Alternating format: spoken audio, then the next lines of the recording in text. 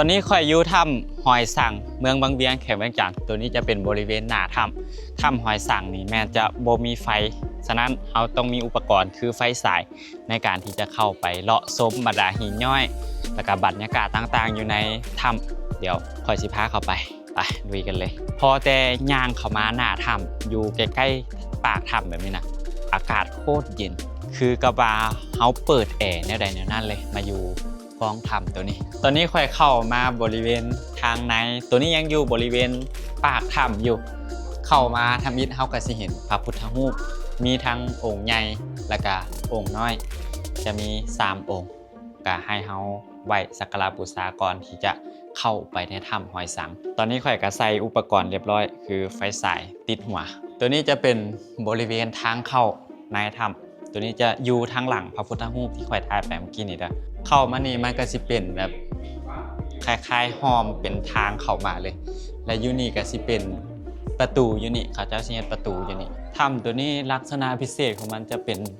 หินย้อยขนาดใหญ่แล้วก็สิมีน้ำย้อยประมาณนี้น่าเสียดายที่เขาเจ้าบ่ได้เปิดไฟให้บ่มีไฟให้ถ้าว่ามีไฟนี่ก็สิเป็นถ้ำที่สวยงามแห่งหนึ่งคือกันตัวเพดานของถ้ำก็สิเป็นประมาณนี้จะบ่มีลักษณะหินน้อยที่เป็นขนาดน้อยหินนี่คล้ายๆแบบกำแพงที่อยู่อ้อมเอาไว้เลยแล้วก็เป็นทางแบบทางซื่อย่างเข้าไปเลยจะบ่ได้มีแบบหอมซ้ายหอมขวาคือถ้ำอื่นๆมันจะซื่อไปเลยตัวนี้จะเป็นหินย่อยขนาดใหญ่ส่วนใหญ่ก็จะเป็นหินแบบประมาณนี้ทางในพื้นยางเข้ามานี่ก็สิมีความเปียกหน่อยนึงเพราะว่ามันมีน้ำย่อยออกมาจากบรรดาหินนี่ยางเข้ามาระยะนึงเขาก็จะเห็นเศษไม้นี่มันเกิดจากเขาเจ้าเฮ็ดขัวอยู่นี่เขาเจ้าจะเฮ็ดขัวบ่อนี่แต่ก่อนน่าจะมีน้ำอยู่แต่ว่าตอนนี้มันแห้งไปแล้วจะเป็นขัวแบบนี้ให้เฮายางข้ามก็ค่อนข้างมืดหน่อยนึงนะวิดีโอนี้เพราะว่ามันบ่ได้มีไฟให้นี่เข้ามาระยะนึงเขาจะเจอหินแบบนี้จะเป็นหินย่อยที่มีความสวยงามบ่แตกต่างจากบ่อนอื่นเลยนี่แหละลักษณะของการมาเที่ยวถ้ำเอกลักษณ์ของการมาเที่ยวถ้ำจะเป็นประมาณนี้เลยเขาสิเจอหินย่อยแบบนี้จำนวนดวงหลายและบ่อนนี่ทางมันก็อยากแคบลงมาหน่อยนึงแต่ว่าก็ยังมีทางไปต่อได้อยู่อากาศที่อยู่ในบริเวณถ้ำนี่ก็สิเย็นขนาดเลยมีทางน้ำย่อยนะพื้นมันก็อยากเปียกๆหน่อยนึงผ่านบ่อนนี่มาก็สิเป็นห้องโล่งขนาดใหญ่ตัวนี้จะเป็นลักษณะพิเศษของพื้นของถ้ำตัวนี้ส่วนใหญ่มันจะเป็นซื่อเข้าไปเลยสำหรับถ้ำตัวนี้จะเป็นลักษณะเพดานของมันบริเวณฝาของถ้ำก็จะเป็นลักษณะแบบนี้แหละเฮ็ดหน้าที่แบบคล้ายเป็นคือกับว่าเป็นกำแพงไปเลย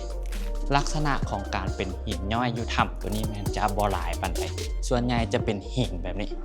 หินที่มีลักษณะแบบเป็นก้อนขนาดใหญ่แบบนี้หลายกว่านี่จะเป็นหินแบบนี้เข้ามาระยะหนึ่งทางบนนี้ก็จะเป็นหินแบบคู่ขะแบบนี้ก็แนะนำให้มาเป็นกลุ่มแล้วก็แยงไฟเอากันระมัดระวังเอากันเพราะมันก็ค่อนข้างมืดสมควรตอนนี้ยังบ่ทันเข้าไปจนสุดของถ้ำก็ย่างเข้าไปเรื่อยๆในขณะที่เฮาย่างเข้ามาเฮาก็สิได้เจอกับน้ำย่อยตลอดเลยอยู่ภายในถ้ำนี่ก็สิได้ยินเสียงน้ำย่อยปอกแป๊กอยู่ตลอดเวลาคิดว่าแต่ก่อนนี่น่าจะมีน้ำอยู่แต่ว่าน้ำตอนนี้แม่นได้แห้งไปเบิดละเหลือเพียงแต่ห้องห้อยของการมีน้ำเพราะว่าหินลักษณะแบบนี้นี่ส่วนใหญ่จะอยู่กับน้ำของเป็นส่วนหลายตัวนี้จะเป็นหินย่อยขนาดใหญ่ลักษณะของหินก็จะเป็นแบบนี้บางจุดบางบอนมันก็สิเป็นเลื่อมๆคล้ายๆคือกับว่าเฮาได้ประดับเพชรอีหยังลงไปแต่ว่าสิ่งนี้แหละเป็นเสน่ห์ของการมาเที่ยวถ้ำมาเบิ่งหินย่อยมาเบิ่งความมหัศจรรย์ของธรรมชาติตอนนี้เข้ามาเลิกเติบละมาฮอดจุดนี้มันจะเป็นทางแบบ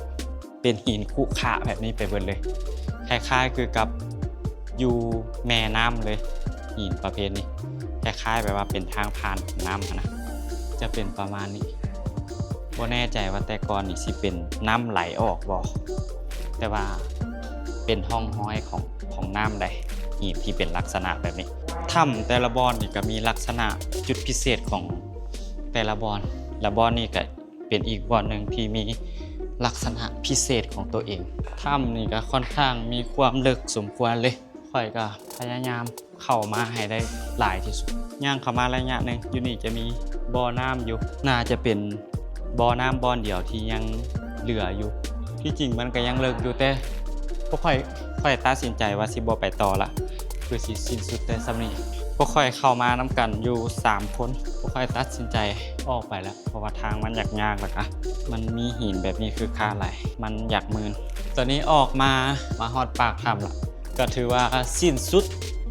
ทริปการย่างเข้าถ้ำที่บ่มีไฟเป็นถ้ำที่โคตรมืดเลยถ้าใครอยากมาลิ่นเขตนี้ก็มาได้มีอยู่2ถ้ำ3ถ้ำอีกถ้ำนึงเป็นถ้ำน้ำถ้ำนั้นจะได้ขี่มังเบงเข้าไปก็ถือว่าเป็นถ้ำที่มีจุดพิเศษแตกต่างกัน